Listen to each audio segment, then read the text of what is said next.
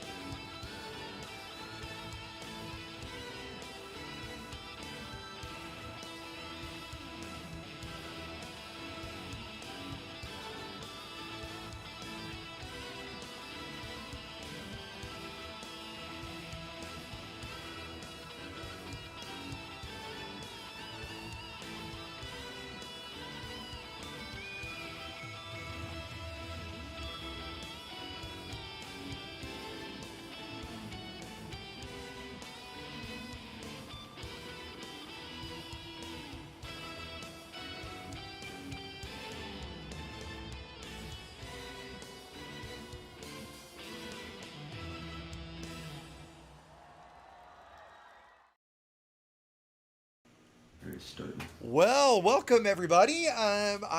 Thanks for those that are joining us. What turns out to be a little bit early, actually about an hour early, which is going to change dramatically what we're talking about today, which is the Road to Odyssey Dev Diary 2 that just launched. Let me hold on just a sec, guys, and forgive us for being a little bit frazzled here.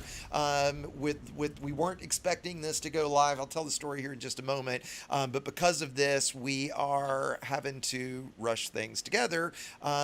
So where is the damn video? Shit, hold on. Frontier Development. So basically what happened, we were supposed to get, we had notice on this. We were supposed to have until tomorrow to release this, but there was a screw up by a publisher. We're not exactly sure who. Fortunately, it wasn't exactly Frontier that screwed this up. But because of that, it got leaked early. Apparently, Yamix got a hold of it.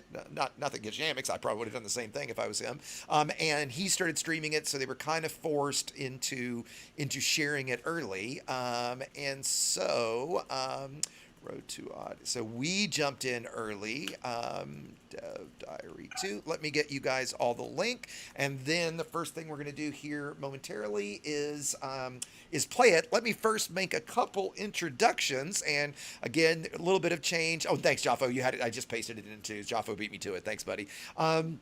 To a couple of the guests that we threw together really quickly. So, of course, the whole plan was to have Hawks Gaming join me today. So, Hawks, welcome again, buddy. Thanks for having me, my dude. Yeah. We had a bunch of fun on Friday. Hawks didn't think he was going to get to stick around for very long, and I think he wound up staying for the whole damn stream. But we wanted to have, and this is even, we'll have to do kind of another one again in a while, Hawks, where we more focus on you and your channel and talk about, because I wanted to talk about how we create content and our differences and things like that. Where today, obviously, we're going to shift focus. But thanks for joining. Next up, we've got a longtime friend of the channel, the Pilot. What's going on, buddy? Hi, man. How you doing? Pretty well. A little frazzled, as we said.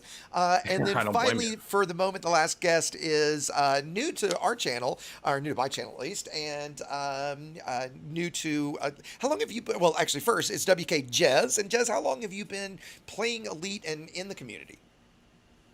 Yeah, I've been playing since shortly before Horizons came out, but I haven't really touched content creation until about January this year on Twitch as primarily a live streamer. Okay, gotcha. And did you come more from am I right, from the Star Citizen side, or am I wrong about that?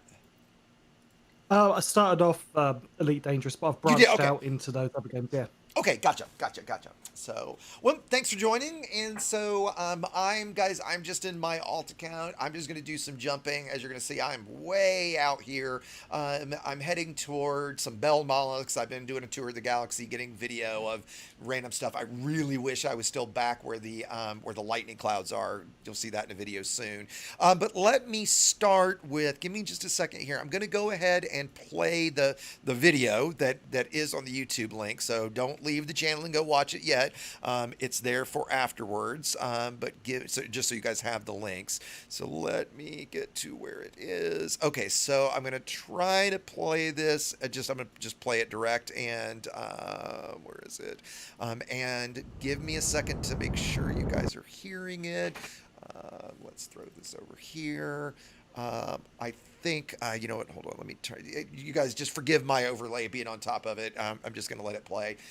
If there's no audio, which there should be, somebody shout out on Discord. I can't see chat for the moment, so just let me know, but I think it'll be fine. So here we go, guys.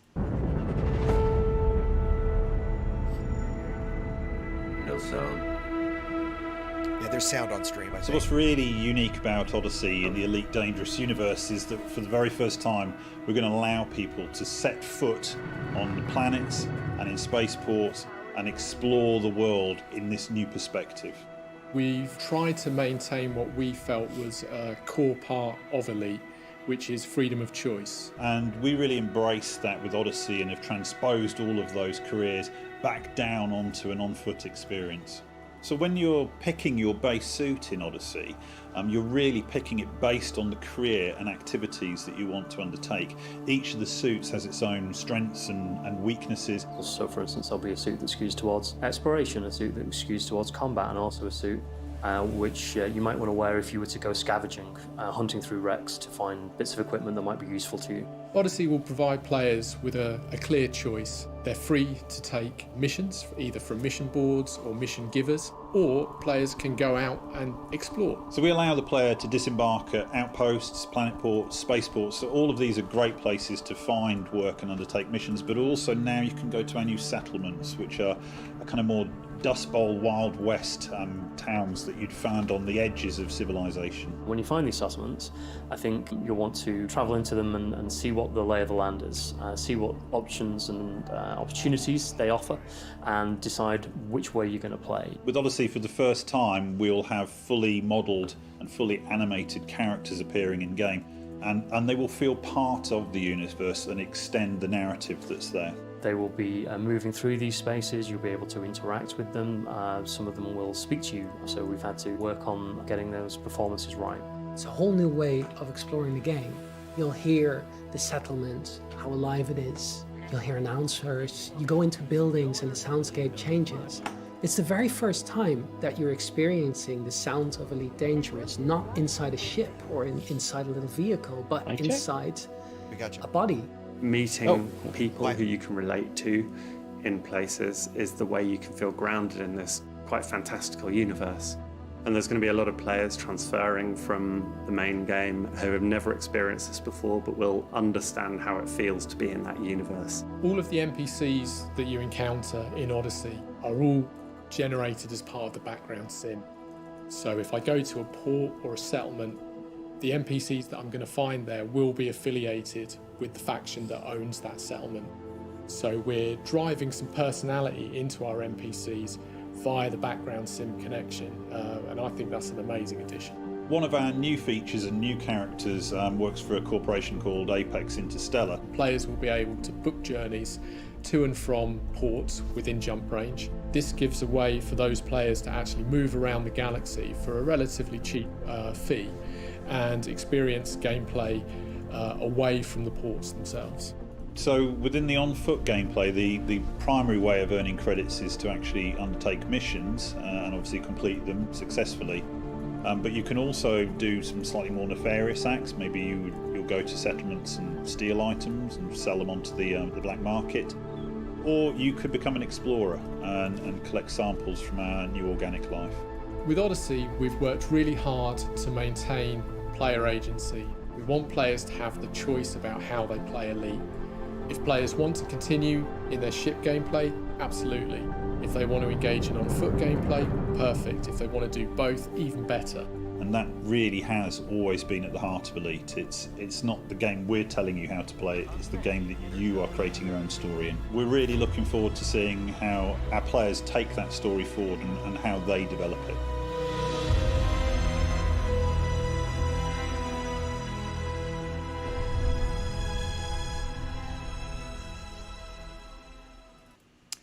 Well, there's a lot there, isn't there? So what we're going to do, I took notes during that, guys, of all the different, all the different things that he discussed. And so we'll what I'm thinking is we'll take through those one by one and just kind of, discuss each topic. Realize, guys, that we've asked a lot of questions of Frontier. Unfortunately, I don't know if you noticed yet, Hawks, but we're not going to get any answers until at least tomorrow, which is doubly frustrating. So again, unfortunately, the issue that happened here is we got the notice that we were supposed to, so we could prepare our content. We had a ton of questions ready for that. We were hoping to get those questions before we could produce our videos, which honestly, it sounds like we wouldn't have gotten them in time for our videos anyway. Because it got leaked through a third-party publisher, we don't know the exact details of that yet, but it doesn't seem that it was exactly Frontier's fault that happened. So because of that that happening, we're having to kind of scramble, and instead of putting out a video on it, we're gonna just discuss it today and make this kind of my video about it, right? And so yeah, I think obviously the first comment I'll start with, and Dusty on Twitch just said the exact same thing. Funny that it looks like Star Citizen or the other way around, and somebody before we started made the comment that looks like Elite Dangerous is going to pull off Star Citizen before Star Citizen pulls off Star Citizen. And so, interesting. Okay, so Darkside says he actually saw it on Frontier's YouTube page is unlisted, and we know that that's partially what happened. I was under the impression that it was embedded on another site, and that's how it actually leaked. Okay, so there was a little confusion about that. That's even more doubly disappointing to know that it was essentially them who leaked it. Shitty situation. I don't want to beat them up too much about it. I mean, it was, clearly not intentional. It's unfortunate that it happened. We'll move on. It's a great, because there's a lot of great stuff here, right? And we were very, I've been very, I was just very about to say, I'm not going to excited. complain here. Right, exactly, Dude, right? I So had yeah, goosebumps I mean, in the first few seconds. yeah, guys. the general reaction from all of us that have discussed it has been, largely positive, right? I mean, there's kind of very little negative there. I've also got, let me get this up on screen. I've got a number of different images from it, and so what I think I'll do while we're chatting, rather than, you don't need to see me jumping and stuff, I'll just kind of scroll through those images while we're talking. So now let's talk about some of the actual content that's there. Why don't we start with, I think, the biggest thing of the whole update, the thing that was kind of the most surprising in terms of, wow, where did that come from? Which is this, let me get this open though. Hold on, guys. I'm just going to make this as full screen as I can get it. Is the Interstellar, the Apex Interstellar, the essentially the notion that, and one of the questions we've asked is, are you going to be able to play Odyssey and never get into a ship? Thoughts, guys? Yep. Hawks, go ahead. Seems that way to me. Go ahead. Yeah, it really does seem that way to me. Like you are going to either be able to choose to play on foot all you want to. It seems like for the rest of your life, it becomes a first-person shooter and microbe collecting game, or you can get in your ship, or you can do both. That's what I gathered from it, and that's pretty interesting. Yeah, and just a quick housekeeping thing, if you guys don't mind, for specifically for Hawks, Pilot, and Jez, if you guys would find the live streaming channel I tagged you guys a second ago, just so we don't, I mean, I think it'll be fairly fluid, but just so we don't talk over each other, if you really want to talk next, just type something in there, raise your hand, something like that, and I'll make sure to call on, just like that, Pilot, that's perfect, right? So just kind of raise your hand real quick, and I'll make sure that we direct the conversation around, right? And so with that, right, Hawks, I didn't want to cut you off. If you were finished, I was going to toss it to Pilot. No, I'm good. Yeah, Pilot, thoughts? I mean, strictly as the ship guy and someone who is not into FPS at all, I freaking love that. I love that they're expanding the universe to a point where you don't need to be in a ship. You can exist solely just taking missions and transporting yourself around the galaxy and doing whatever you want. The ships are an added bonus. I love that. I might actually go and spend actively a month just not in a ship. And the only thing I could ask, and I really, really want to be true, is please let travel be instantaneous. Yeah, Please. that's absolutely a question we've asked, right? I would, my sincere hope there is that it's instantaneous in the same way that a hyperspace jump is, right? That it's essentially the same kind of load screen hidden, that it's, that it's 20, 30 seconds. Cryo-sleep. Yeah, exactly, right? That it's not a scheduled, like you have to wait 20 minutes like a carrier or something like that. That's what worries me. Now, so Picard on Twitch just made the comment, nice Storm, by the way, I like that. Picard just made the comment that it's 1 billion credits to Colonia. Well, I think, and this is another question we've asked, is they talk about being able to, get to stations within jump range. So I think clearly there's going to be some limit on that. Now, right now, the maximum jump range of any ship outside of fleet carriers is 84.17 light years. So does that mean, what does that mean, right? Does it mean everything with, I'm guessing, but we want the answer. That's why I hate speculating about elite, that the answer is going to be, there's going to be a set range, that it's going to be, a 50 light year range, and any system within that range, you can go, jump from station to station to station, right?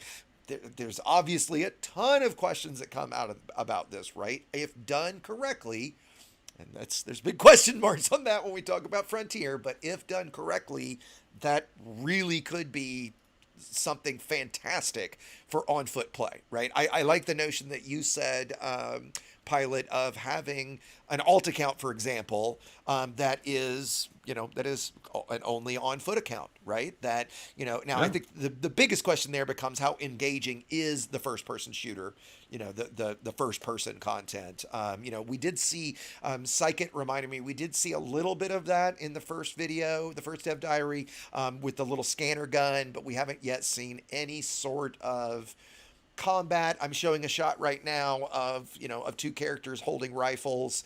So I mean, clearly there's going to be that on foot combat. Jez, let me let you hop in. What are your thoughts? Yeah, when I first saw that part of the video about Apex, I was a little bit unsure. I was like, well, we've got ships, and then I listened to what they were saying, and I thought, well, if this is going to be an all-encapsulating way that various people can play the game, then I'm all for that. And yeah, I could quite happily spend, like, Pilot, a month or more just exploring everything on foot, especially going out on planets and extracting samples. I mean, that's what I've been hyped up from since the first dev diary, Yeah. Yeah, right. I mean, and as somebody, as Dusty Shoot just said on Twitch, I think it was, it was Phoenix Fire, that he's just looking for some life to be breathed into the game. And yeah, I definitely agree there. I think we all do there, and so I think I was more excited about this one kind of than I would have anticipated in a way, because it's like, oh, hey, we're starting to see some things that are surprising us that we didn't necessarily anticipate, because I don't think, I'm not going to say nobody would have guessed that. I certainly wouldn't have guessed a feature like that was going to be coming. Right. I think that if I go back to kind of the beginning of the stuff they talked about, as I wrote down as I jotted down quickly what we were going through, the first one, and we've asked a lot of questions about this too, they talked about the suits, or the base suit. And they talked about an exploration, a combat, and a scavenging suit. And one of the first questions that was asked was, there's an assumption that you can change those suits, right? That you don't just pick a suit and that's your suit forever. Again, we haven't gotten this answer yet, but I have to imagine that it's going to be like ships. You're going to be able to change between those different characters to be able to, do the different activities you need. I am legitimately curious. I can understand the difference between a combat suit and, say, an exploration suit. One's bulky and meant for taking damage, et cetera, and one's lightweight, meant for travel, et cetera. I get it. What's the difference between, like, a scavenging suit and an exploration suit? I think, Hawks and Jez, remind me, I think somebody's actually even already asked that, because they are so similar. And it could be that they just, were kind of rattling a little. I mean, you wouldn't think that would be very off the cuff in terms of a produced video like that. But, I mean, there could be, right? Somebody just said pockets, right? Jason Fall just said pockets on YouTube, right? So perhaps the exploration suit is lighter and the scavenging suit is, is kind of more heavy More duty, pockets, yeah. right? Jez, what were you thinking? One thing that they kind of hinted at on the live stream is there may be survivability elements come into the play, and if we kind of make that comparison to SC, I would say that possibly an exploration suit, kind of going off on my own head here, might have less armor to it, but might be able to sustain you longer. Let's say if life oxygen support is in part it. of it. Yeah, right. Now, that's honestly, that scares the shit out of me, because I absolutely hate survival mechanics. Depend on how they're done. If they're done in a way similar to, say, and this would make sense, and they've hinted at this in the past already, at the way the SRV works, right, where you have to dock so often, kind of thing. Okay, that's one thing, right? If it's really anything more than that, that's where I get pretty damn tweaked, because I have zero interest in having to gather materials and to keep myself alive and drink on a regular schedule and things like that, I have no interest in that. That would be almost game killing for me. I don't know. I mean, it's not too bad when Star Citizen does it. Like, I thought it would be horrible, but it's really not. And that's fair. And I don't play really enough Star Citizen to know. I know when I heard they added that to Star Citizen, I was like, oh shit, that's not what I want. I love survival. Yeah, okay. And I get that people do. Oh God, right? I love it. Yeah, okay. I get that people do. I absolutely detest it. I have zero interest in survival game. By the way, just let me mention, guys, I just pasted in the URL. If you'd like to come chat with us and join in the Discord, you're welcome to, as long as we keep the channel to a dull roar because of what we're discussing. But yeah, if you want to come join us, you're welcome to hop in Discord. And if you've got a question for me specifically, make sure that one of the moderators sees it or at me directly, and I'll try my best to make sure we toss it into the conversation. I guess next up was, they talked about the settlements, right? I think was pretty to be expected. If I can go back, let me find one of the shots there. They've kind of talked about this Wild West motif a little bit. Yeah, here we go. There's the shots for it. I'll admit, when I saw this, I got a little bit of an Outer Limits vibe. Looks different a bit, but thoughts? Yeah, I was expecting to see something like Firefly. Yeah. In fact, that's a good one, right? It does look kind of Firefly. Hawks, thoughts? Yeah, for me, everything we've been shown so far has been third person. I mean, I'd really like to see some first person views of what things are going to look like. Or is this just going to be nothing but third person? I don't know. Think, and you know what? Yeah, I asked that question too, and we have seen that one shot using the multi-tool, essentially, whatever they're going to call it, and that was in first person. And I think the term first person has been used a lot. So again, guys, if you make an assumption about anything, any new feature in Elite, you are setting yourself up for failure and disappointment. So don't do it. But however, since that's all we can do right now, because we haven't gotten into the answers, I have to assume that it is going to be first person and probably not third person view. I'd be surprised if we got both. And in fact, if you look at, for example, the screenshot that I've got on screen right now, there's no HUD, but it does have, it is clearly a first person shot. It's the one where I'm staring at the guy holding the rifle, like the security guy, that, gives me a little bit, somebody said Mass Effect, but this one gives me a little bit of, I don't know why, maybe the costume gives me a little bit of Half-Life vibes for some reason. I'm a little, and again, there's a big freaking banner at the bottom that says pre-alpha footage there, so I'm not terribly worried about it, but I wouldn't mind a little more polish, a little less, generic asset number 4, sitting there.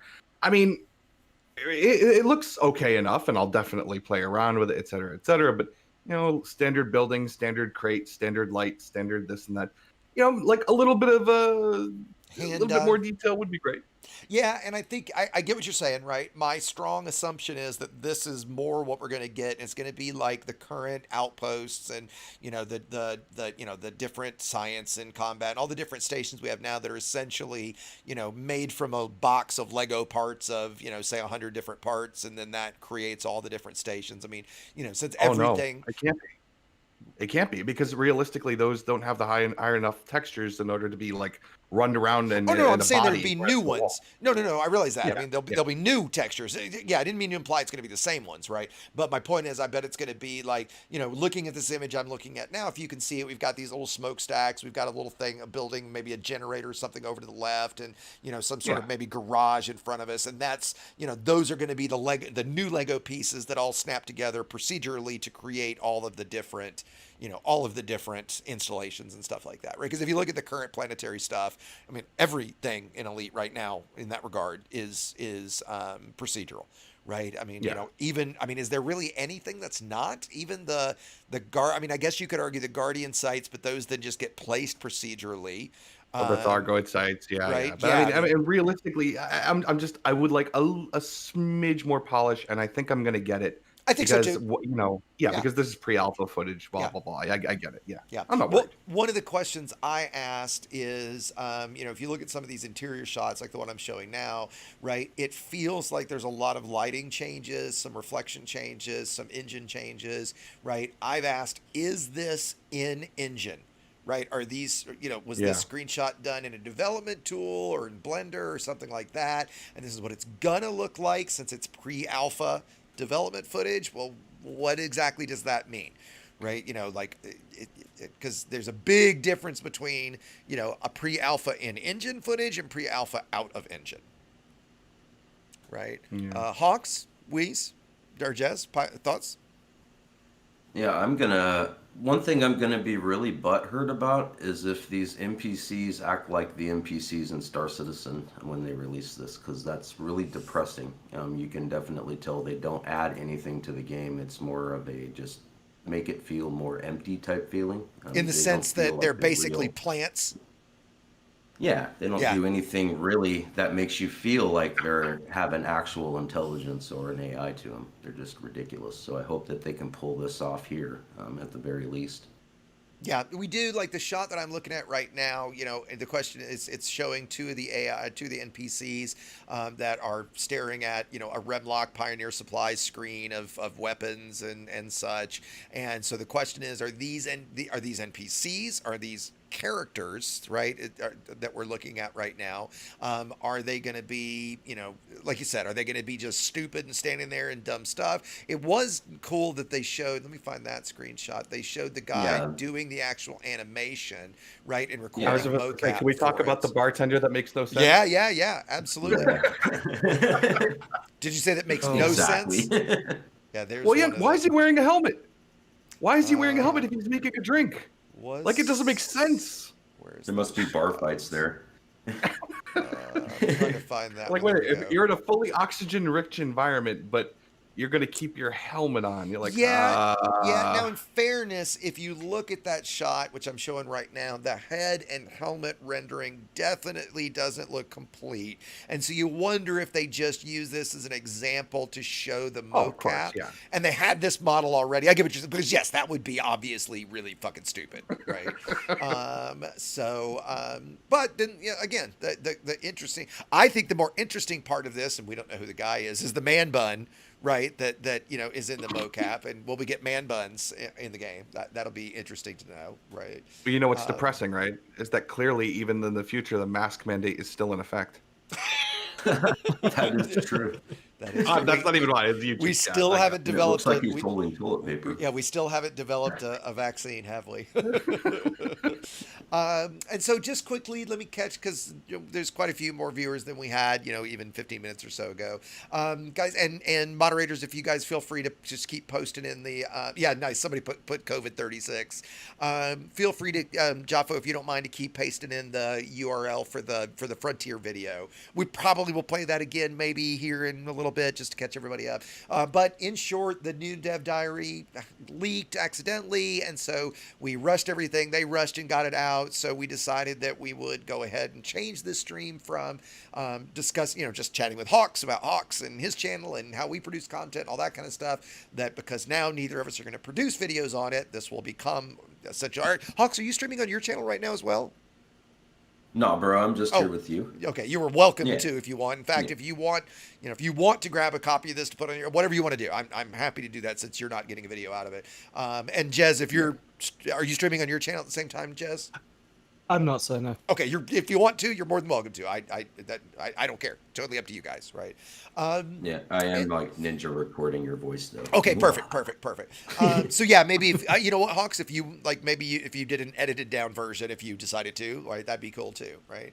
I think I will. So I'm gonna just keep scrolling through as we're talking, guys. These are the screenshots that one of the guys from the Reddit ripped out of the video for us, so that we would have the artwork. So I'm just gonna kind of continue to scroll that through. Here in a little bit, we'll play the video again for those that have caught up. So don't worry, or if you go away to watch it, come back. It's only 4 minutes long, so don't be gone too long, right? So we figured we'd discuss through it. So we were talking about the settlements. We talked about the fully modeled animated PCs. I think it's interesting, as they say, they're going to interact with us and we speak to them and stuff. I'm hoping that's not just the typical, you bug an NPC. Oh yeah, I see you, Mr. Freeman. Yeah, Mr. Freeman, you need to go get him, Gordon. That kind of just doesn't add anything kind of content. I do worry about those sort of interactions. I know Obsidian asked, with the stations, and we haven't gotten to the missions and stuff yet. Maybe this is a good segue to it. The worry that things like, I've always heard people say, oh, well, imagine if we could, walk up to the mission giver or walk over to the market. And my response has always been, you really want that to take more time? And that's my concern, right? Yes. I do. Okay, you do want, all right, so explain, because I absolutely don't. No, I do okay, too. look. Yeah, exactly. Come on, look, man. Realistically, if you boil any game down to make it the most efficient thing possible, everything's gonna be the same game. It's go here, push button, get reward. It's a Fair. Skinner box. Okay, I fair. want atmosphere. I want the ability to, be involved in my environment. You know what I really and genuinely and love about Star Citizen is walking around something like Area 18 or Lorville or any of these places, because the atmosphere is amazing. Now, if I can get that here without a 30K error, I'm going to be very happy. Okay. Hawks, before want the moon on a stick. before I respond, I think you were jumping in to agree, and then Jez, I'll let you go next. Yeah.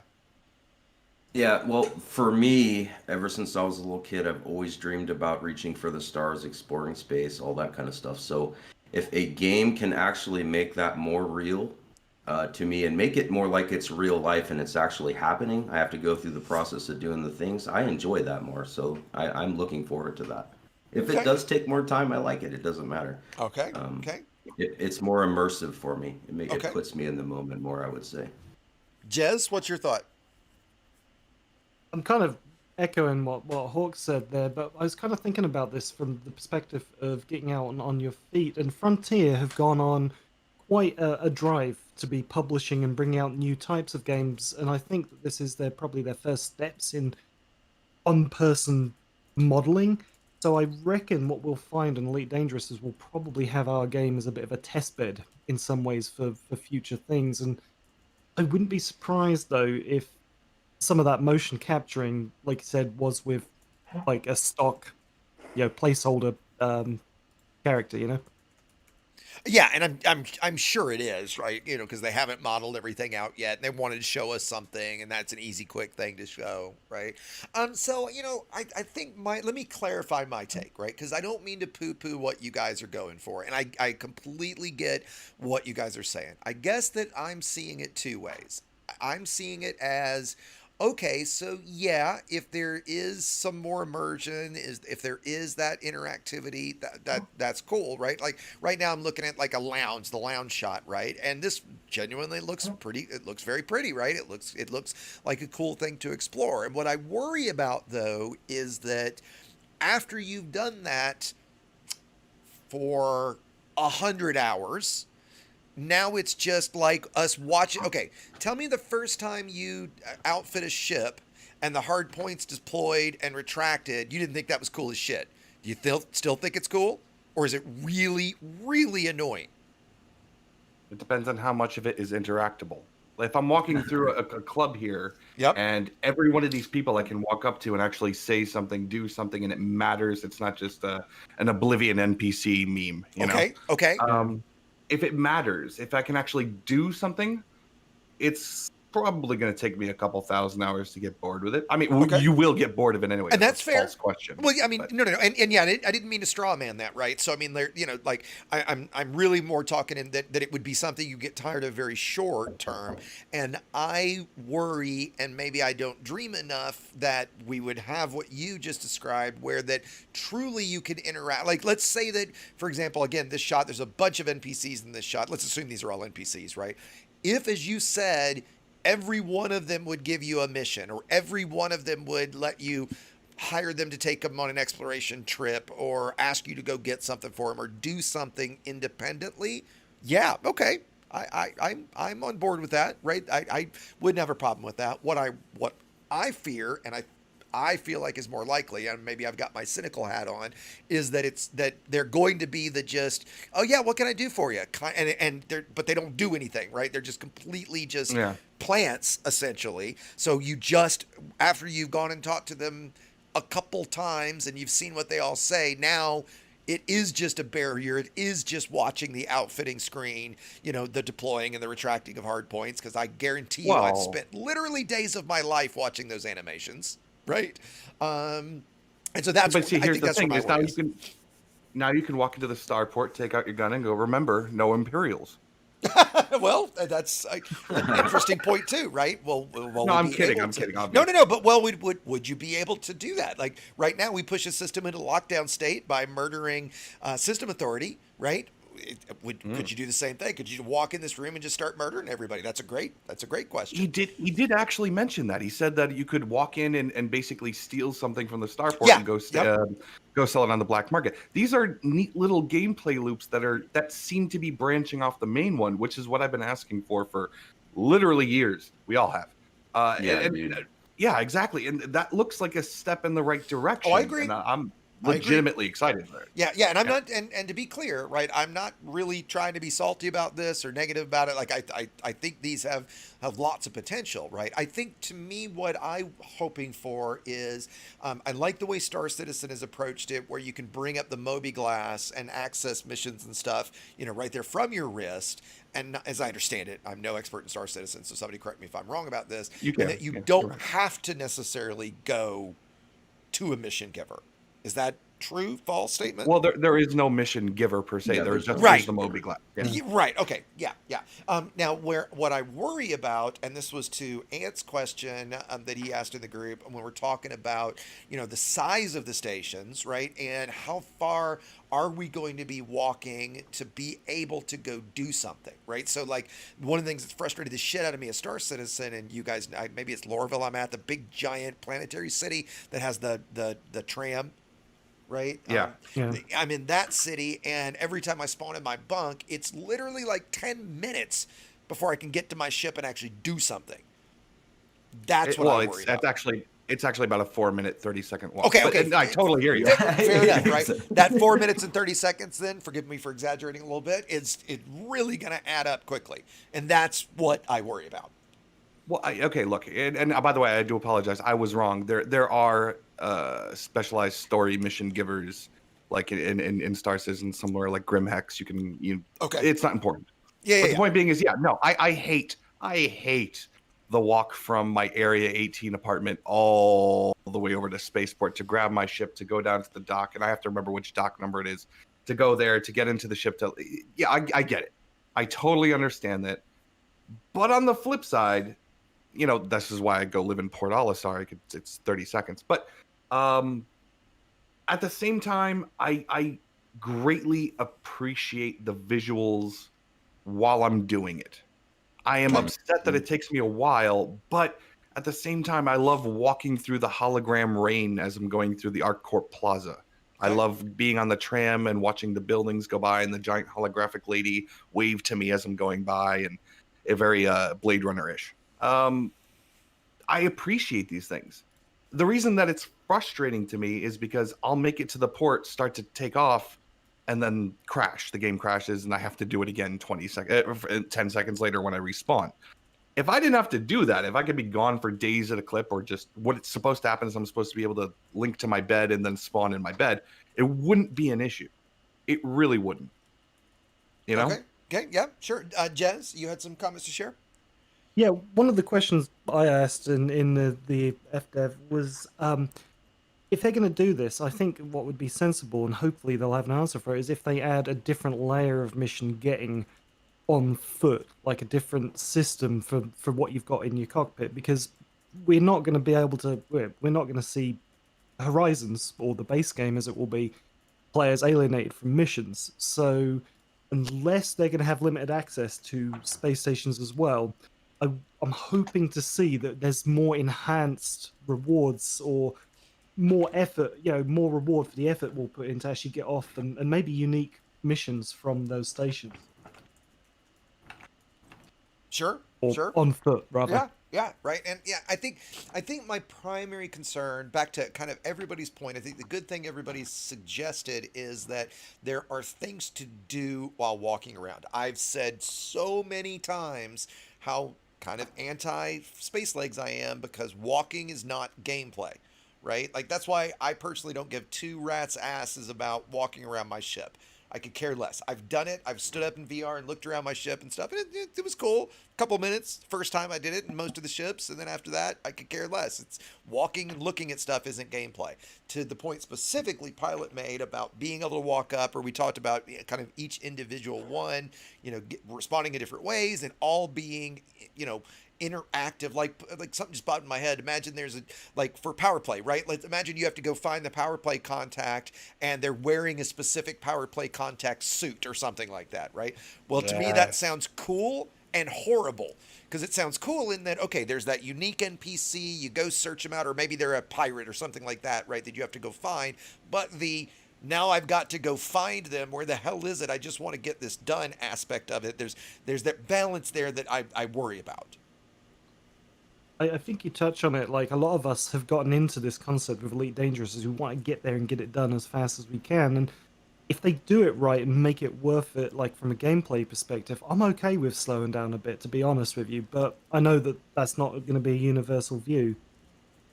I agree with you completely. 100% is the idea is not to make me want to get through your game as fast as possible. The idea is to make me want to stay as long as possible. That's a very fair comment, right? Hawks, you've been quiet for a minute. What are your thoughts?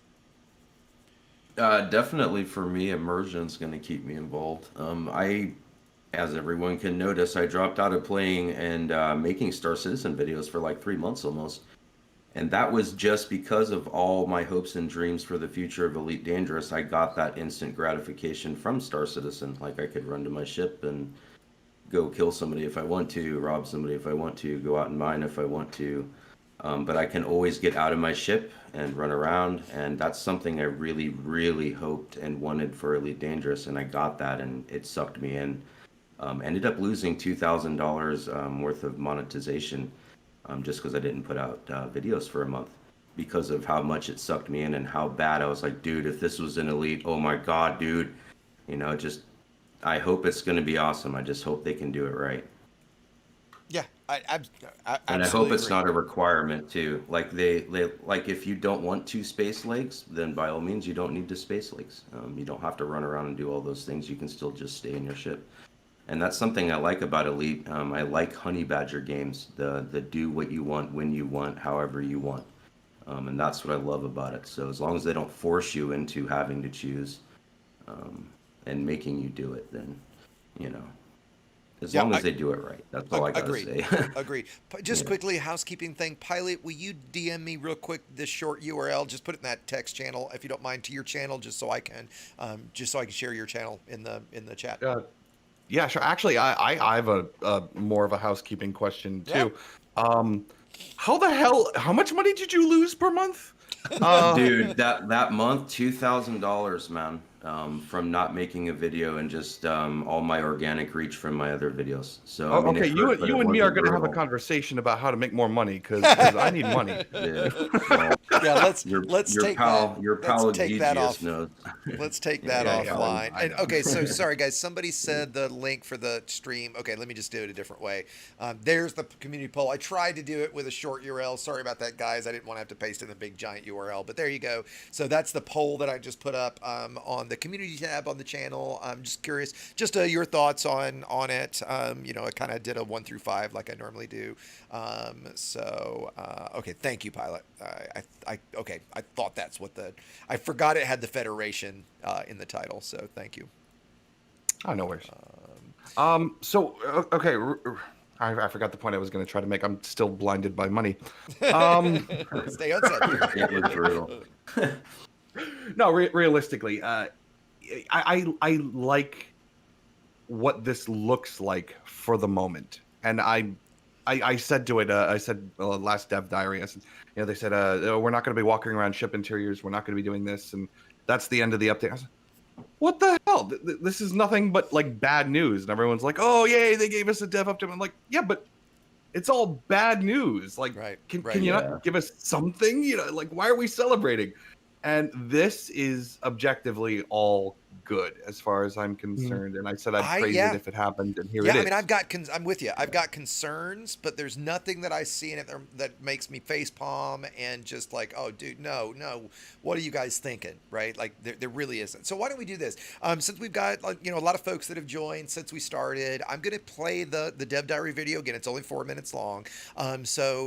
Discord for this one, so you guys can continue to discuss. I'm just gonna deafen real quick, just so that you know, actually, yeah, because I can't do audio any other way and still talk to you guys. So for the moment, let me play the video for everybody, and I'll deafen so you guys can continue to chat, and I'll interrupt when I come back. So here we go, guys. So stream, let me fire this up. Forgive me here.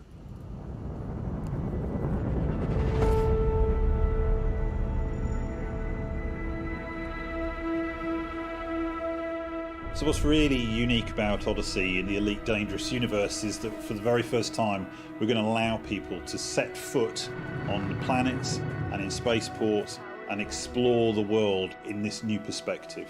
We've tried to maintain what we felt was a core part of Elite, which is freedom of choice. And we really embraced that with Odyssey and have transposed all of those careers back down onto an on-foot experience. So when you're picking your base suit in Odyssey, you're really picking it based on the career and activities that you want to undertake.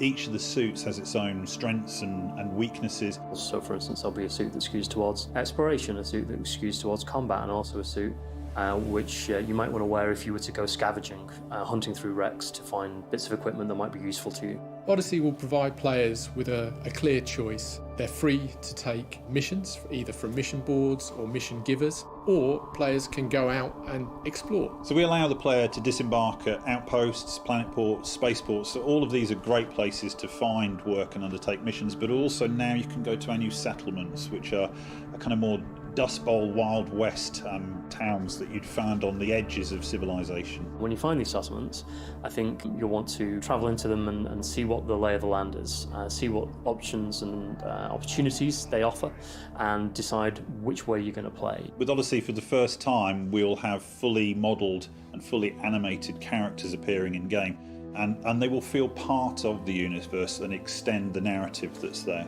They will be moving through these spaces, you'll be able to interact with them, some of them will speak to you, so we've had to work on getting those performances right. It's a whole new way of exploring the game.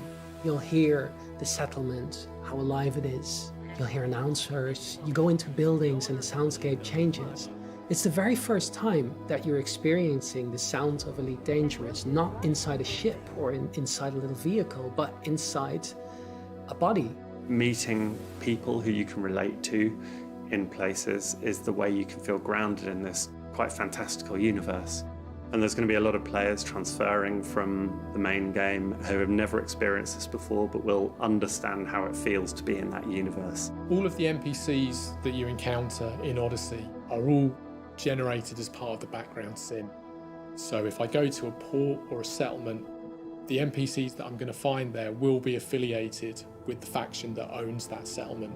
So we're driving some personality into our NPCs via the background sim connection, and I think that's an amazing addition. One of our new features and new characters works for a corporation called Apex Interstellar. Players will be able to book journeys to and from ports within jump range. This gives a way for those players to actually move around the galaxy for a relatively cheap fee and experience gameplay away from the ports themselves. So within the on-foot gameplay, the primary way of earning credits is to actually undertake missions and obviously complete them successfully.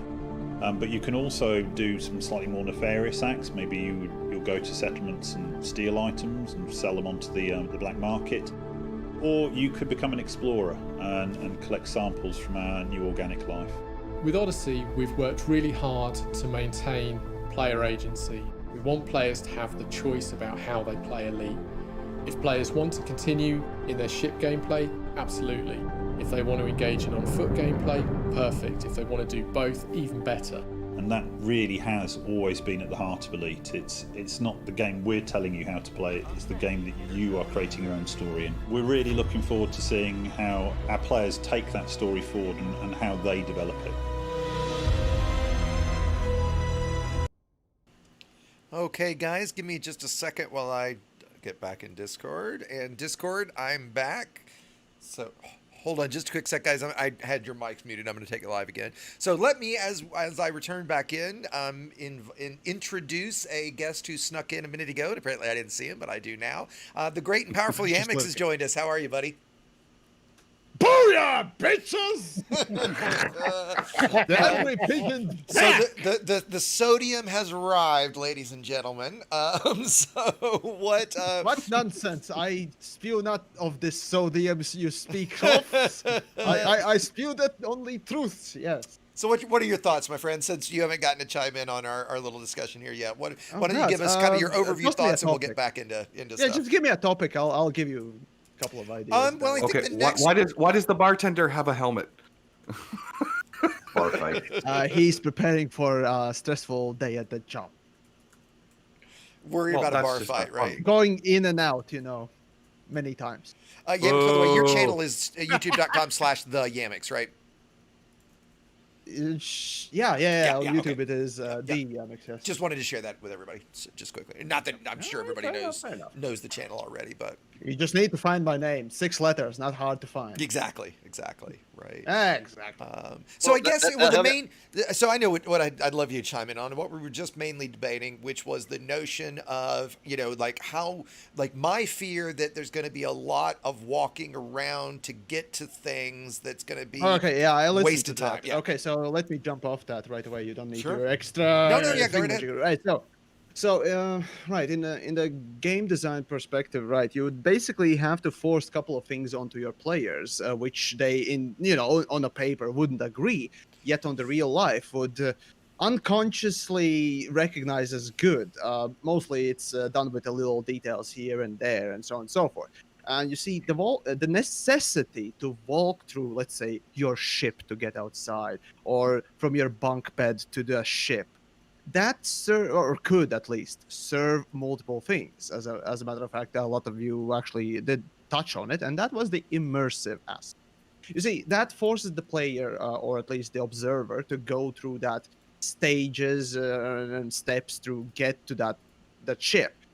For example, in Star Citizen, even though it's not intended, let's say losing a ship, or failing to do something and just, dying, causes you to go back to the bunk bed, and that, wastes your time, like it or not.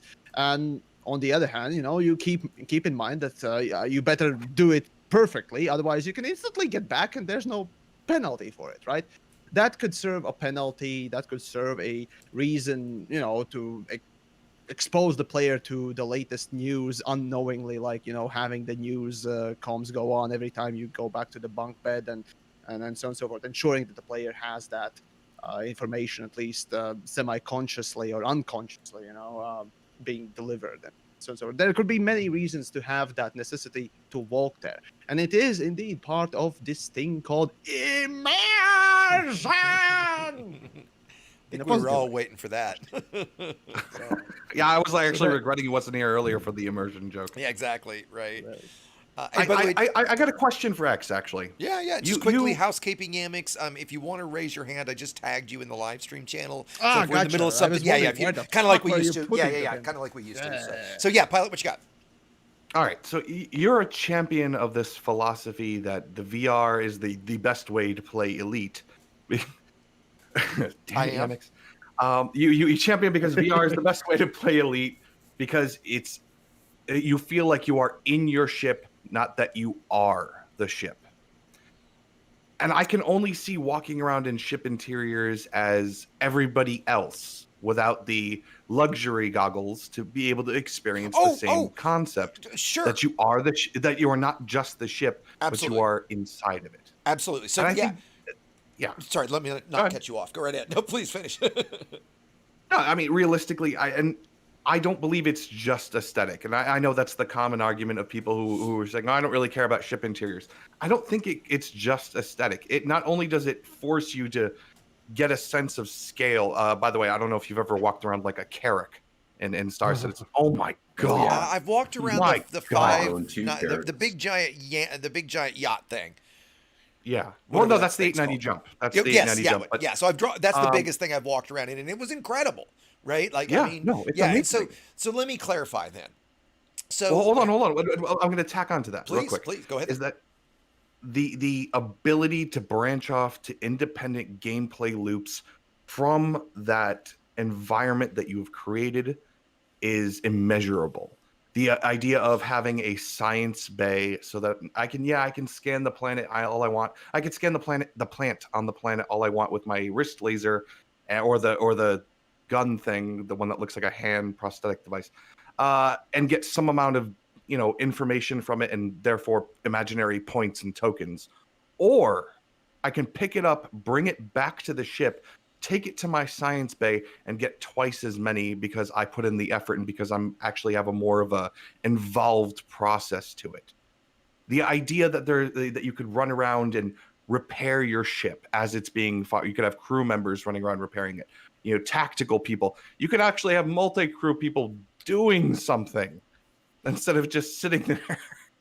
These are the values of having a in-ship experience that I am sad we're not going to get yet, quote unquote, right. yet.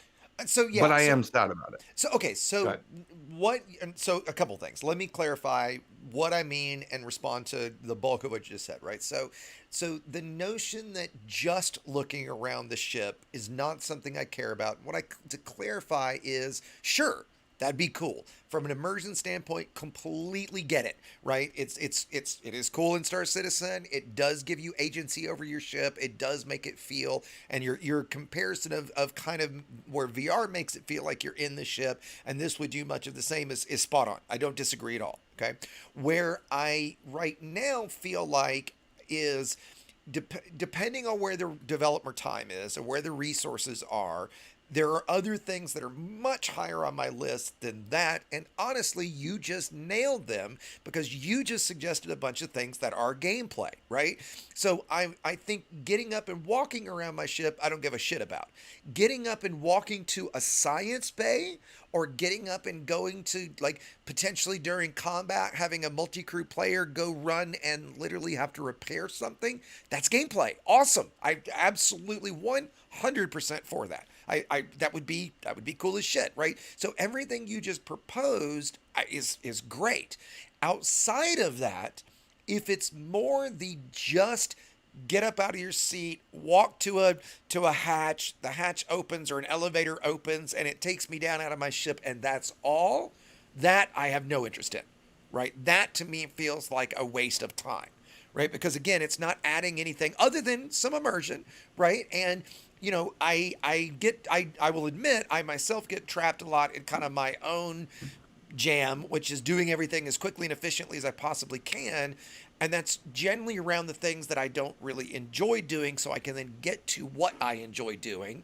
And that's why, back to my comments about worrying about the mission board or worrying about having to, walk through stations just to get somewhere so I can go do something. Does that kind of make sense? Right. I will hit you real quick before I stop hogging the mic. Yeah, then I'm going to hand it over to Yamix real quick. Yeah, go ahead. The idea that it doesn't affect gameplay, I can already tell you have not been at an outpost. And again, I hate to keep bringing it back to Star Citizen, of but course I have do. to. I mean, it's a great comparison. Yeah. The idea of landing at an outpost, you take your elevator down, you run inside to go get a package, and unbeknownst to you, while you were getting that package, someone walked her out from around the corner, took your elevator all the way up into the ship, sent it back down, and is silently waiting in the corner to kill you once you break orbit. But but that's gameplay, right? So if that is gameplay, though. That has nothing to do with any stations or anything like that. That was simply a byproduct. Exactly, it was a byproduct of having the interior in the first place. That's all. And so if those things come out of it, great. Right, because you just named gameplay. My objection is would only be if it is literally just you're looking at stuff. Because a lot of times I've heard people say, "Well, I just want to get up and see the coffee maker in my Crate Mark II." Well, okay, why the fuck is that fun? right? And by the way, thanks for the raid, Arrhythmias, if I'm saying that thumbs right, up on to my Twitch. share. Appreciate it. I don't know if I'm, so that's where my concern is, right? Is that there's so much of Elite that wastes our time. I'm going to go again back to the animations of, hardpoints deploying and stowing. Right, which I think Yamix, and this would be a good segue to hand it to Yamix. Yamix can actually got confirmation that that's not supposed to be the case. Is that Yamix? Is that right? If I'm remembering right? Which one? The hard points not being screen, skippable. the screen lock when you're selling hard points, or Right. changing them out. Right. Yeah, that was confirmed to me by let's just say official Frontier community team. That I asked that particular question, and it was confirmed that that was apparently not supposed to be there and a bug, and yet it's still there, Fun times. Yeah, no, and it's like I think of the number of literal days I have spent watching hardpoints attract or what the fucking word I'm looking for? deploy and stow. Right, the amount of days I've seen that. So, and Yamik, so you had a point, maybe take us in a different direction or a comment? Oh boy, right. So let's make Exigeous look like an oaf here today. So I take an yes, it's your thing. You have please to be the big go right man ahead. and take it. Hey, I can admit when I'm wrong, right? So please. On a serious note, though, I take a complete different take of Volking is not gameplay. See, I've actually, when I made a video about Jesus fucking Christ, that was the no spaceship interiors and why it should be there, right? I did mention that, the fact that no action or whatnot else, sort of a gameplay or the time spent doing nothing can also be called a gameplay, right?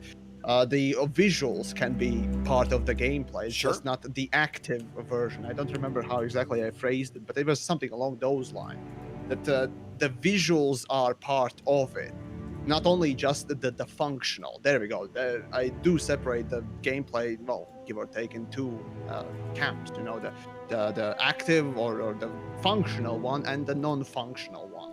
The non-functional one is literally just looking at pretty things and so on and so forth.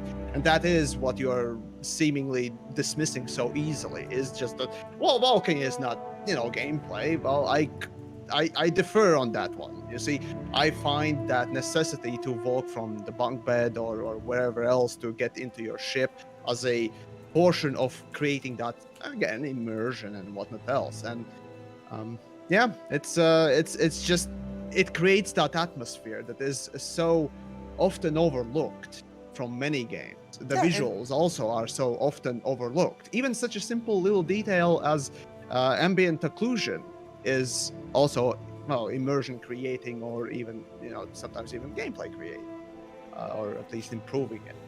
And that's fair, right? And again, it's not that if I'm the game developer, it's not that I would say no, don't do this kind of thing, right? It's just I would to the examples that Pilot brought up, is I would want there to be those things to do along with it, right? Like, to me, the two need to go hand in hand, right?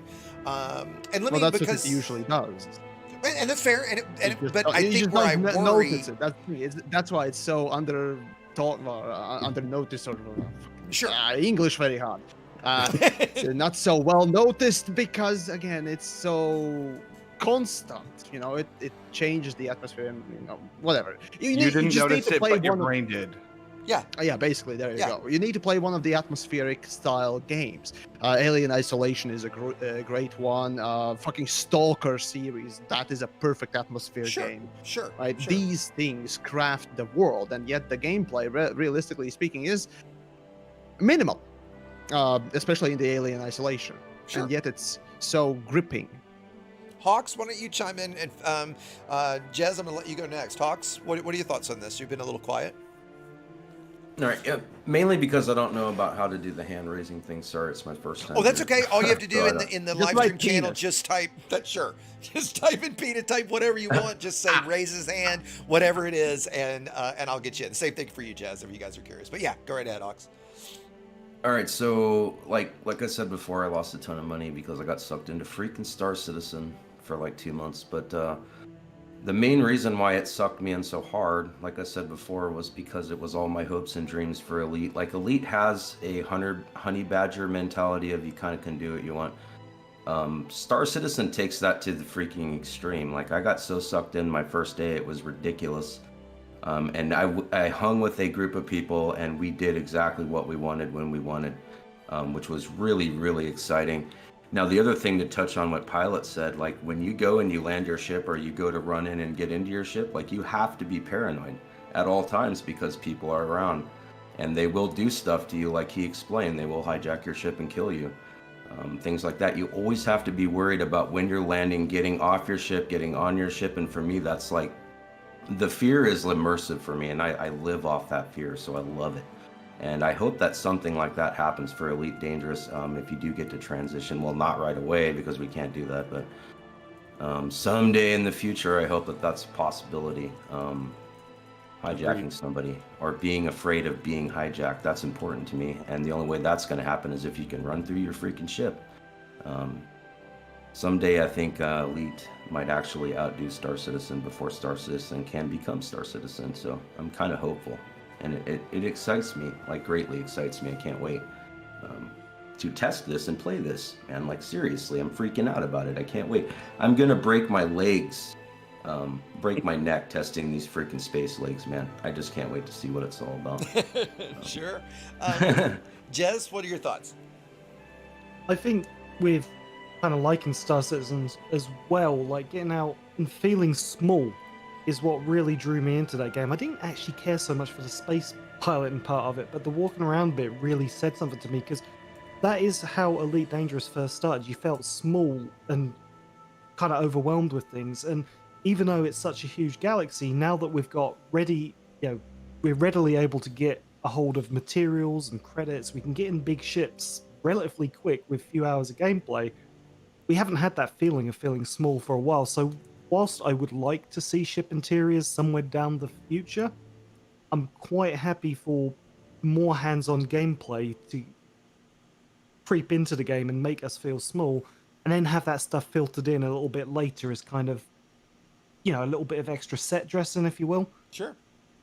But I just want to feel overwhelmed in the game again, and I think that's what this is going to give us a chance to do. Yeah, I was saying that just before we started. I want to be surprised. I want to be wowed. I want to be blown away. I mean, that's what we all want, right? Yeah? Oh, absolutely. Yeah. Yeah. I mean, then, by the way, yes, I absolutely want to agree with Hawks 100%. I totally want to steal someone's ship. Yeah. Completely. Exactly. And maybe time it just right to where you can sell their low temperature diamonds. Like, take hijacking all the way to the next level, man. Use your hatchbreaker limpets to break into their ship, and then you beef them down with guns. Oh, that that's the dream. win. Then take their ship and sell their diamonds. and then scrap their ship and then get even more money. Yeah. I find it interesting, just quickly, there's only been 150 votes, so nothing scientific, not that it would be anyway, but on the little poll I put up, there's a single comment, great, but still no ship interiors or insides, right? So interesting that's, what we're still debating. And then it's been, I put fantastic update, very excited, great teaser, but we need more details, lots of possibilities, but I'm not sold yet. Disappointed is we aren't seeing gameplay, and I have zero interest in Space Legs. And the first three is 32, 36, 23, so it's very split between fantastic, kind of great in the middle, and possibilities but not sold yet. And I'm not great at doing polls, so I could have maybe worded those a little bit better. But only 3% disappointing as we aren't seeing gameplay yet. So, I would imagine that this is going to get a fairly positive reaction. Why don't we move on a bit? There's a few other little things to touch on. The little bit of audio that we heard inside the stations, and the gentleman from the audio team that was on, that excites me, as I think universally everybody agrees the audio in Elite is fantastic. I have very little doubt that it will continue to be so. And the notion, I think that's one way that will make the outposts and the stations and whatever feel alive, is I even dig the, when you land in in like a Coriolis or an Orbis station, all the background chatter you hear and everything. I think they've always done a really great job with that, and I hope it seems that they've thought that through for the interior stations, and I think it's going to be great. Actually, I got to tell you, I think that's the only thing we can't discuss. We all know universally it's going to be great. Yeah. I mean, It always is, right? Gods. Yeah, I've actually been begging the community guys for about 3 or 4 months to let me interview someone from the audio team, because tell me that would be a completely salt-free interview, right? Like for real, right? Yeah, I mean, who has anything to bitch about with that, right? Yeah, if I ever go to Frontier, I want to go to the Foley room. Don't care about the rest of it. Just the Absolutely, Foley room for the day, right? Yeah, their Foley team is they really, really are fantastic. Let's see. Another one, as we've talked about NPCs and stuff, is the notion that the NPCs are generated from the BGS, right? At least that's the way he said it, from the background sim. I think is pretty interesting. I hope we have, I hope there's a fairly wide variety of suits and skins and things like that for that. I think it'll be interesting to see how that plays out, right? Actually, one thing that just popped in I have my a head. question. Well, quickly, can you imagine seeing a bar fight between 2 different factions inside a station? You want the Klingons versus the humans in Star Trek style? Sure, right? We're on K6, right? And they're all going at it. Yeah, sure. What was your question? It'd be great. And then choose a side. Yeah, absolutely. Exactly. So I understand that we're probably going to reuse the procedural generation engine we use for everything to basically park NPC bodies in any one of these locations, and I'm okay with that relatively. On a plus side, I'm happy that people don't look like zombies anymore from what we've seen. Just always a plus. But more I'm concerned is if I land in a place, go inside, go look around, everything like that, go talk to a mission giver, go back into my ship, go 10,000 meters up in the air, come back down, land again. If I go back in there, will it be the same NPCs as before, or is it a whole new procedural batch?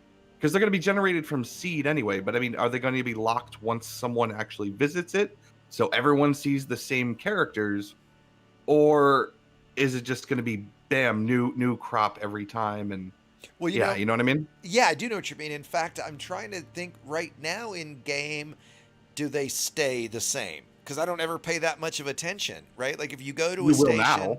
Yeah, obviously. But if I go to a station and it's like it's Marissa Tomei who's the the mission giver, or the faction leader or whatever it is, if I come back a month from now, is it still Marissa Tomei, or do I get Jennifer Aniston?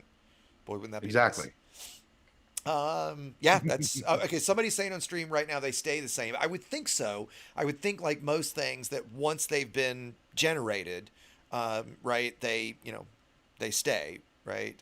Okay, Aposto is confirming in chat that faction leaders stay the same. So I would imagine that would be the case.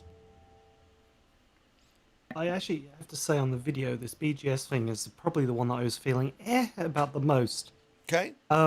It's gonna be cool seeing a changing of the guard, don't get me wrong, but then I'm thinking, well, the BGS is more than just changing of the guard. I mean, I was hoping somewhere down the line that the system states may affect the way that NPCs are and the way they act, and there's nothing I could extrapolate from that video to suggest that I'd be getting that. So that's the one thing I'm hoping.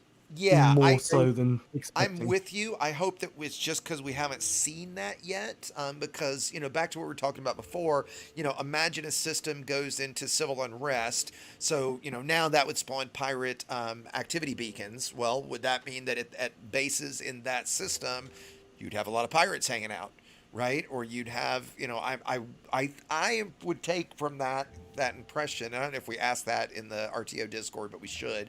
If that means, when they talk about the NPC spawning because of the BGS, I would extrapolate that through to, yes, we would get different types of NPCs based on system state. But yeah, another question we don't So- yet have an answer to. Objectively, when we go to Jameson and we go talk to the Dark Wheel, headquarters, and they're clearly lizard people in cloaks. I mean, this just solves the question, right? You think Raxel will show up in Odyssey? No. That might be an integral part to finding it. Who knows, man? Who This could be the knows? 2-year arc, could it not? Yeah. Well, I'm still convinced that Raxel absolutely is not in the game, and when they want It's us to not. find it, they'll turn it on, right? No, it's WYSIWYG, man. I got to judge it from what I see. And for what we see, what we see is, this looks good, and I'm willing to stay positive and be optimistic about that, because without hope, we're all kind of doomed. But no, I don't have any hopes for the conspiracy theories anymore. I don't have any hopes for the Roxla anymore. I just don't. Yeah. Well, thing is, Raxler is in the game. It's just behind the Panther Clipper over there. You just got to look for it. I've It's actually right up had the stairs I've had to the two left over there. Yeah, I've had 2 people comment on videos asking, so are we going to get the Panther Clipper with Odyssey? I think we'll see the Panther Clipper when Star Citizen launches. Right? That's my take, right? Because I don't see that. I mean, isn't the Panther Clipper supposed to be so damn big it can't even fly in a station? Yes, Like, it's it can supposed to only be- dock on the outer ring. Yeah, it's supposed to be like fleet carrier size practically, right? I mean, maybe not that big, but But isn't that why they're building new stations for the fleet carriers to be able to dock at? they are. So So could the Clipper, the maybe. new Panther Clipper, dock at those stations? Maybe. And one of the other things that's been brought up that we haven't actually addressed today specifically is, and I think this did get asked in the Discord, is, are carriers going to be stations? Are we going to be able to walk around carriers? My gut says no, but Give me a window, though. Jesus, for the love of God, let me do something. Look out a window. Yep. And, because there's another game that we haven't even mentioned today that certainly falls into this category as well, and that's No Man's Sky. Right. I mean, in fact, like, I'm looking at the interior station right now, and I'll admit slightly from the art style of this and the glossiness of some of it, I get No Man's Sky vibes, right? It's clearly not the very low poly, very polished, glossy look that is No Man's Sky, which I know is polarizing. I personally think it looks really cool. But I do like this better from what I'm looking at right now. But, there's a lot of obviously vibes of what, I kind of think that the Interstellar Transport Agency idea, that's straight up No Man's Sky.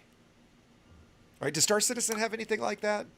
It doesn't, does it? Well, it's only one system. So. Right. But but you still like I'm guessing in No Man's Sky or in this, we would be able to jump between stations in the same system. That's why I ask it that way. Well, so what happens is if you actually there is amount of travel between, different planets and everything like that in there. So if you want a taxi, in general, you could just hop on global chat and say, hey, can anyone give me a ride? And usually someone will, because we're all bored and it's a sandbox. And you can do whatever the hell you want. But realistically, is there a taxi service like that in No Man's Sky? I think there's the portal system where there's just you don't have to worry. Yeah. Yeah, there's the portals in No Man's Sky, and that's what I'm getting at, right? Like the portals that, Yeah. and I know a little. I mean, if I remember it the way those work, you could build a portal like at your base on a planet, and you could use that to fast travel. Am I right? It's been a while. Yeah. since My I question played. is, Go ahead. yeah. No, go ahead. Go ahead, Hawks. All right. The thing is that it concerns me with the fast travel on planets. I mean, the question popped in my head immediately. So if this is a thing on space lakes, then why can't we just beam down to planets from our ship from now on if it's a beaming type thing? That's exactly what I was going to say. If we had portals, why do we have ships? I guess I won't need them then. 'Cause Well, I why guess you land could anymore? argue that you could probably, I think from a lore perspective, you could say, well, the power required, although you got ships that are jumping in hyperspace, so they're obviously generating a lot of power, but maybe the power requirements are significant, to be able to do that kind of thing, right? And essentially the beaming is opening up a hyperspace portal window, whatever we want to call it, right? And essentially jumping you.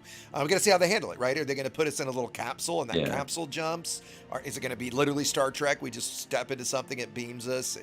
Are there going to be, we've already asked, is this going to be instantaneous? Is there going to be a delay? If there is a delay, and by instantaneous, I think it's going to be the, 30-second jump that we have in Elite, right? Something in that category. You know what it's going to be is they're going to lock you into a cryopod. You think, oh, it's going to be instantaneous, and then they put the cryopod into a cave cannon and they just shoot you into the sky. yeah. Or it's like a fleet carrier. All of a sudden you get a 15-minute countdown, right? Oh god. Yeah, that would be dumb. That would be game ruining. Have a window in that It would castle. be, yeah. I mean, I think if they, well, the other thing that I would worry about, although I was worried about this first with Star Citizen, but it is very quick. Is the first time I went over to the monorail, right? I'm like, you're kidding me! I've literally got to wait for the damn monorail, and then it showed up, and I think it even said on the board it will arrive in 50 seconds, and bam, it just showed right up immediately. Yeah. So as long as it's, I worry that it would be a scheduled thing, that it jumps every half hour, every 15 minutes, those sort of things. So we're just gonna have to see. This is why I hate theory crafting about Elite and speculating. I want the answer. I don't want to guess at this and then set ourselves up for disappointment, right? Just tell us so we can be disappointed right off the bat. So at this point, I just want to jump in and play it like shit. Like it can't come fast enough. When 2021, so we got like 4 months maybe or something like that. It's like, bro. Oh, I think it's more like, if I remember right, haven't they said April? Haven't they said April 2021? Please no. I think that's the date that I remember seeing, and that we're more like 6 months. And I honestly even think with, I don't know if that date was chosen pre or post COVID. I mean, to me, April 21 sounds early. Like I'll go on record right now as to say my prediction is it will be later than that. I don't want to be right, but that's my prediction. What are your thoughts, guys? I hope you're not right. Oh, I hope I'm not right too, to be honest. Due to the nature of game development, am I fully expecting there to be at least one, if not two, delays? From reading what Frontier have been putting out with financials, they've had a really strong year this year. I would be surprised if their target, at least, isn't to have it out before the end of the tax year. But whether that will happen or not, that's a good point from a business standpoint. Now, the flip side of that is I certainly hope they don't rush something, right? Because of some artificial. Because look, that's exactly what fucked No Man's Sky.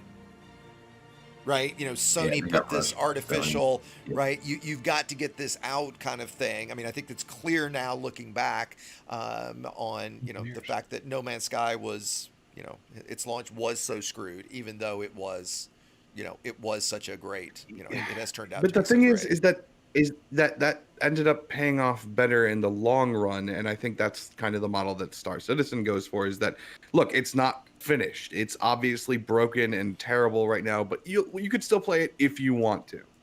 And at least, I like to say at least they're honest about it. But No Man's Sky, it ended up paying off in the long run, is that everyone likes a comeback story. Because, you got to play it as it got a little bit better, majorly better, holy crap better. And now it's the freaking game that everybody wanted in the beginning that was not possible. And I think they've gotten a lot of exposure and a lot of player base from it. I really wouldn't mind maybe playing this now and then having them polish it later, because it seems like the bones are there. Well, it depends on, and it depends on, actually, boy, that I'm mixed on that, man, because I think the worry is they launch. I mean, let's assume it's like No Man's Sky, right? They launch with very, very bare bones, right? Like, being blunt, Odyssey has got to kick ass, right? The expectations that are on it are really, really intense, and it's if it doesn't meet those expectations, and that first launch is, as bare bones as essentially No Man's Sky when it launches, I think that would be terrible for it. I would much rather it get delayed a few months and have a number of gameplay loops than having, two basic ones. Or I'm making numbers up here, right? You get where I'm going. All right. So I feel like I'm opening up Pandora's box here, and I'm probably it's going to come back to bite me in the ass. But what if we did something like COVID releases, because the world's on freaking lockdown, that here's something that we're not totally finished with, but we understand you guys are bored and cooped up just like we are. They can't do that. They can't do. I get where you're going, and I think you're going from the super fan who's really excited to see it, where the vast majority, I think, of just players, right, want something done in polished game, right? I think they'd get beat up. I want to agree with you. I really do, but I'm running out of TV, man. Oh, I'm with you. Working I'm on this with you, forever, right? And there I think, hasn't and been well, and I will say to that point, I think one of the great things that they have done when compared to Star Citizen, for example, is we've gotten a finished working game from day one. Right now, we've gotten stuff as we've gone along, and you could certainly point in No Man's Sky and the amount of content. In fact, I'm going to revisit the video I made basically 2 years ago, which is, has the progress of No Man's Sky been an embarrassment to Elite Dangerous? And I think clearly the answer is yes, because of the unbelievable amount of stuff that they've done, and literally in the face of actual death threats. Right now, and as Yamix just said in chat, right, No Man's Sky is an embarrassment to most companies, and you're absolutely right, because just what that little team has done is just incredible. And so I think that if Frontier moved at that clip, great, I'm all for that. But we all know they don't.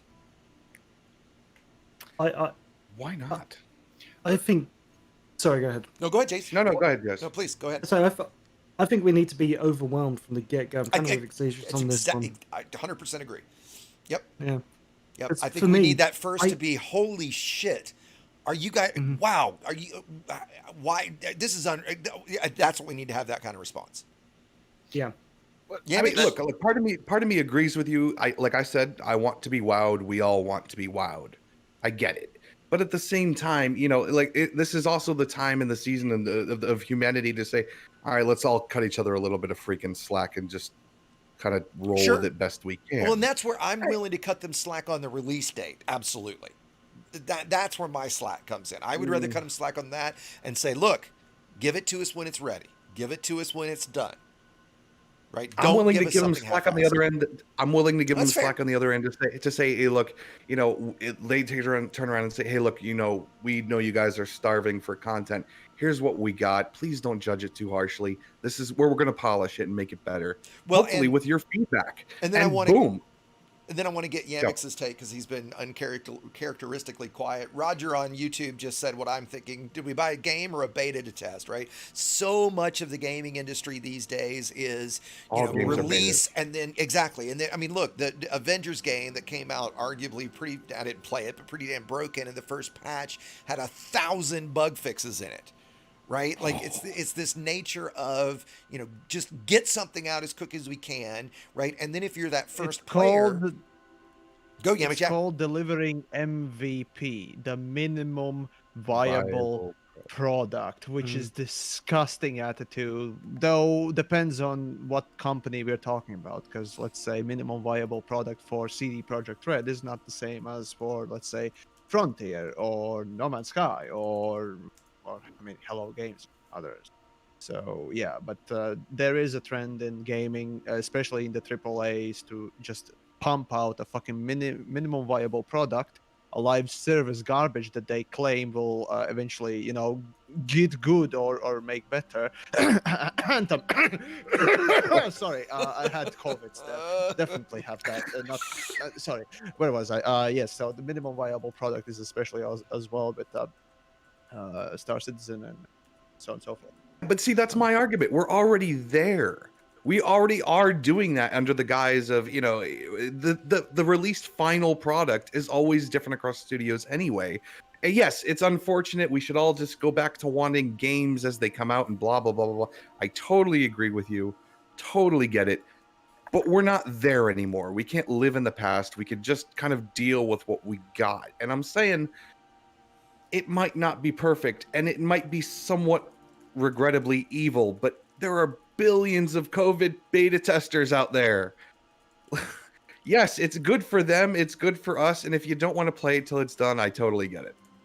But come on. I don't know. I think we would all be a lot more forgiving. They would be a lot more flexible. I would be very happy. That's my stance. Hawks? You guys got to chime in. Yeah, I'm gonna let Hawks chime in. He's been quiet a little bit. No, I'd definitely love to test this and try this. And the thing is not that. Like, what are your thoughts on them releasing? Not necessarily completed, right? Like releasing it in stages, kind of thing.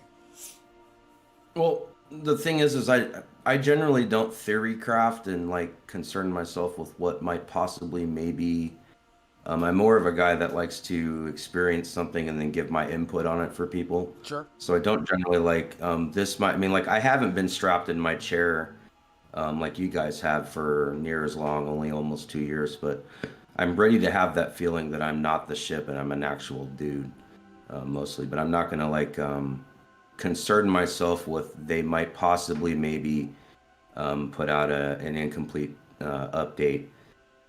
They could be working on this forever, guys. Like, there hasn't been a useful update with except for the fleet carriers, but they did kind of beta test that. And overall, besides not having a freaking window and something to do when you're waiting 16 minutes, overall I like the fleet carrier now. And the players were able to actually test that and give input on that.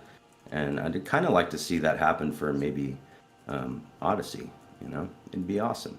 But I'm not going to really theory craft and worry myself too much about it until I actually get to experience it. Yeah, and then I'll give my input whether I think it's good or not. That's a because I will give you my honest opinion. Yeah. Very fair way to think about it, right? So guys, I think what I'm going to do, because we've kind of been through all the major features. I'm sure we could all sit here and ramble about this forever. So I'm going to go ahead and wrap us up. So what I want to do is I'm going to go through and kind of maybe if everybody wants to recap something, if there's a point that you're thinking of that you haven't gotten to make yet, we'll do that. And then as we end, I'll play as we go out, guys, I'm going to play the video one last time. So as the video plays that last time, which is going to be here in a minute or so, the stream will end right after that. So just to give everybody on that's watching a heads up for what we'll do. But let's just go. I'm going to go bottom up since Hawks just talked. Yamix, what? Any closing thoughts? Oh Jesus! Right. Well, to continue, I suppose, in a short way. Of course, I'll not keep you too long, but yeah, about the whole MVP aspect of the expansion. So obviously, developers are building this as a the major expansion, the biggest update, blah blah blah blah blah. And from at least the implied part, it's not supposed to be like the Horizons, which on the other hand was a season pass. Basically, what the season pass essentially devolves into is a fucking pre-ordering updates that haven't been disclosed or even told to you at all, except for maybe a few little details, which is where Horizons essentially buried itself. As one could even say that Horizons was supposed to have more, and I'll just stay with that sentence. Was supposed to have more stuff, and it didn't get delivered because reason X, Y, and Z, and obviously because they didn't tell us the community, the people who have bought into this pre-ordered nonsense. We didn't have anything to sort of call them out on, if you will, about not delivering something. And in a way, in a cynical way, it's a genius way to sort of say, oh yeah, it's going to be great and it's going to be good or big or what else. And but we still don't even know ourselves what we're going to put into it. But trust us, give us our money, please trust us. Trust us. And I think that's not how it should be done. However, the Odyssey thing that they are trying to build is supposed to be an expansion, and as a good, honest expansion. And what expansions usually are just, continuation of the game, which has all the stuff into it. Well, except for, the bug fixes and so on and so forth, which are acceptable. The patches here or there about to fix things that, they didn't foresee, which is acceptable, to a certain degree.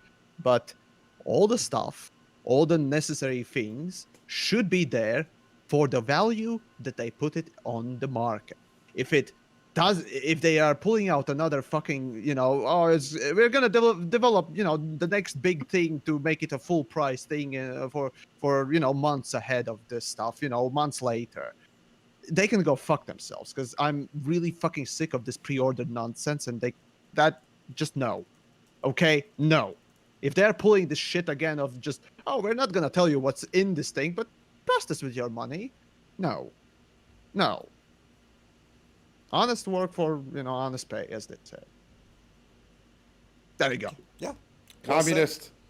Jez, what are your closing thoughts? Oh, how to top that? I don't think I can. But yeah, I kind of agree. The whole Horizon Seasons Pass thing didn't work for me. But let's face it, for Frontier are a much bigger company now than they were when they were first working on Horizons, and also with the fact that we've had very little development of actual stuff in the game for the last 18, 20 months or so. There's a big expectation for what's coming up with Odyssey, and kind of the feelings and the vibes from Arth and the rest of the team is they're certainly trying to deliver something cool and great for us. And I think now the cat's out of the bag with what we know from the first 2 dev diaries. Anything else coming forward or going forward are things that we don't really know about and we haven't been able to guess from the trailer or anything else that we've had so far. So it's going to be an interesting few months, and I'm completely fingers crossed. Yeah, great. Pilot, what do you got, buddy? I just ripped on Yamix for being a space communist, but I think I might be exactly the same thing with You American. Oh God, no. These days, that's an insult, my friend. I know. Jesus. Can be. I can't even fight you. You know, right? But no, I mean, look. Realistically, this right here, what we've seen looks promising, and you know, like I said, I'll when I see something good, I'll call it out for being good, and this looks good. I'm happy that I got this. I want more, and I want more on a regular basis. And that's not unreasonable. Don't make me wait another month and a half to show me a couple of pictures and say, hey, look, by the way, we're also doing this really cool thing. Great. You know, you're not releasing for a while. Why don't you come on, give us a little bit to enjoy. Yeah, I'm let's rock and eager. roll, right? Let's rock and roll. Yeah, I'm excited for what I have seen so far. I'm not going to be excited for announcements that tell me I'm not getting something, but I don't think that's unreasonable. You know, and give us more access, be more transparent, and I will be very, very happy. And I think a lot of people would be. Yeah. No more guesswork on what might possibly maybe happen. Yeah, Exactly. And Hawks, that's a great segue to you, buddy. Yeah. I'm hoping for the future is going to be bright, man. Like, I'm super excited about Space Legs. I'm not going to deny that at all. It's going to be hard for me not to like it, I think. But I will give my honest opinion when it comes out to people. And like, if this is going to be what it's exactly like, and if you're looking for this experience, then it's going to be for you. And if you're looking for this, it's not this. Yeah. And if something's completely broken, very highly likelihood of me making a video and ribbing them a little bit for it, you know. Yeah, and you know, one other thing that I'd be remiss to not mention today is one of our admins mentioned to me. So there's a little conspiracy theory going around, Hawks, about you that I think has a little bit of merit. So I'm going to put you on the spot and see if you know of it or would fess up to it. Does anybody here know who Burger Ant is? Nope. Nope. Oh, we don't know the Burger Ant channel. Okay, because there's speculation that Hawks is Burger Ant. So Burger Ant is a channel that is. So I can see that. I will find it. Somebody that has a shitty voice like me out there. Wow. You know, let me see if I can find the channel really quickly. Is he still active? You know, Aposto? Oh, I guess he's not. He's only got 310 subs, so I don't think he did much. I mean, I have other channels, but it's not that guy. Okay, I tell you, Hawk, I tell you, some dudes, a bunch of people thought I was Colin Noir. I was like, are you kidding me? Have you listened to anything I've said? Well, it's a little bit of, and by the way, Hawks, if you really haven't heard the channel, don't take that as anything negative, because the channel is he kind of riffs on Ant a little bit, obviously where the name comes from, and you'll see the logo and stuff. Yeah. And he acts really stupid about things, but he's got this kind of, like, you could do the voice, I think, right? The way he's got this voice, it's got a little bit of the drawl that I hear in your voice, and that's why there was some speculation, mostly from, I'll call him out, from Aposto, who's sitting up above you, that I wouldn't say I was convinced it was you, but I definitely thought there was some possibility there. Dude, watching this video that he just posted with my mouth open, like laughing, going, "Wow!" Yeah. So if you haven't seen his stuff, Hawks, go watch a little bit of it. It really, some of his early stuff I actually thought was really, really great. This looks awesome. Oh, Oh my god! Dude, I'm Some of it subbing is- to this channel. It's I am hysterical. subbing to this. Yeah, guys, please. You know, I think the last time I see he made a video was about 3 months ago, so I don't know if he's I'm done or watching that not. now. But go sub to it. Maybe we can get him some subs all of a sudden, and we'll, and we can get him, maybe get him back in, right? So, yeah, I'll wrap up with everybody's kind of said it great. I'm just gonna simply say that I am as optimistic as I've been about it in a while. It really sucked the way things happened today, and that we couldn't get any of the answers that we were hoping for. We kind of had to rush to do this stream and discuss it. Hawks will definitely, I'd love to have you back again. We said this on Friday, sometime in the next couple of weeks or so we can actually chat about, your content, what you do, and like I wanted to talk about how we make our content and differences there and all that kind of stuff. So we'll get into that some point in the future. I appreciate the flexibility. To Pilot, Sure, Jez, and Yamix, who joined us here at the end, thank you very much for joining me, guys. It's been a lot of fun. And as I said, Thanks, if you guys on stream will hold tight, I'm going to play the video one last time. So we'll close out with it. And then once that closes out, we'll call it a day. Next stream, just quickly, is on Thursday. Mal for the Win is going to be joining me, basically same time as this stream. I imagine we'll talk more of the same. I tried to get him to see if he could join us today for this conversation. Unfortunately, he was at work and wasn't going to be able to make it. So we'll have our own chat on Wednesday on Thursday. And then on Friday, I don't know the time yet. I'm guessing it'll probably be around the same time too. Might be a little bit earlier. Star Wars Squadrons releases. And so I'm definitely going to stream it on Friday. I'm kicking around some ideas about making content for it. Maybe starting a new channel for it. Not exactly sure if I make content for it, don't worry. I'm not going anywhere from Elite. I've still got gobs and gobs of content that's on my plate right now. So, it would be just an addition to kind of thing. But I'm definitely going to be playing it on Friday. I'm super excited for it, as it does support VR. The whole game's supposed to be playable in VR. Pilot brought up my love of VR at the beginning of this. So, I will definitely be checking it out. So, stop by then and see what's going on. Otherwise, thanks for joining today, guys. And as I take us out, here goes I'm going to deafen myself in Discord again. Here goes the video. So here we go, guys.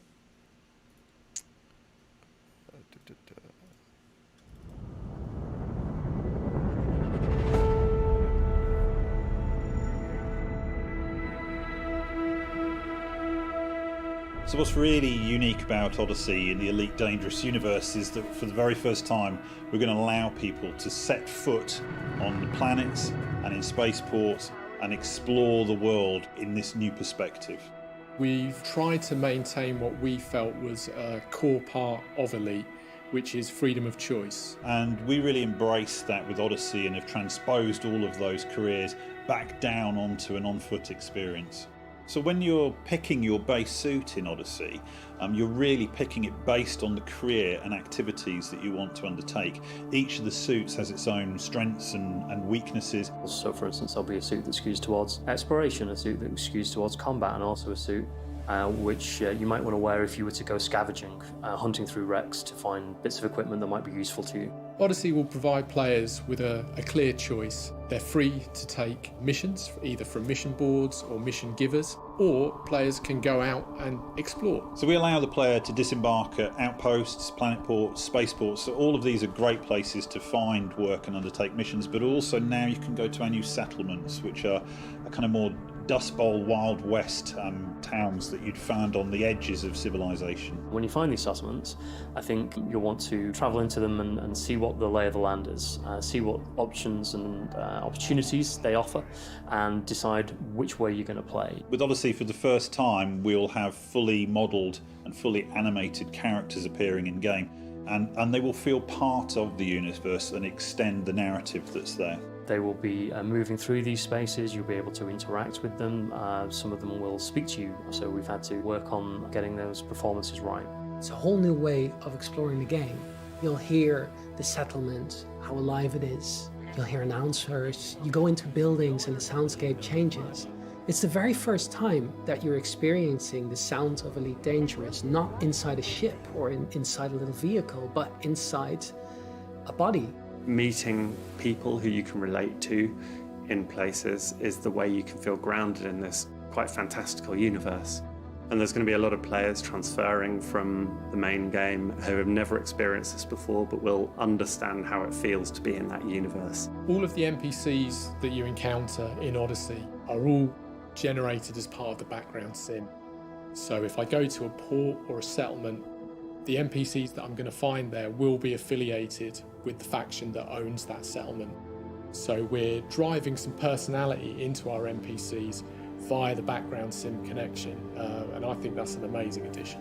One of our new features and new characters works for a corporation called Apex Interstellar. Players will be able to book journeys to and from ports within jump range. This gives a way for those players to actually move around the galaxy for a relatively cheap fee and experience gameplay away from the ports themselves.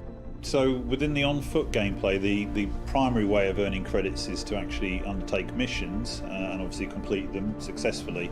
But you can also do some slightly more nefarious acts. Maybe you'll go to settlements and steal items and sell them onto the black market.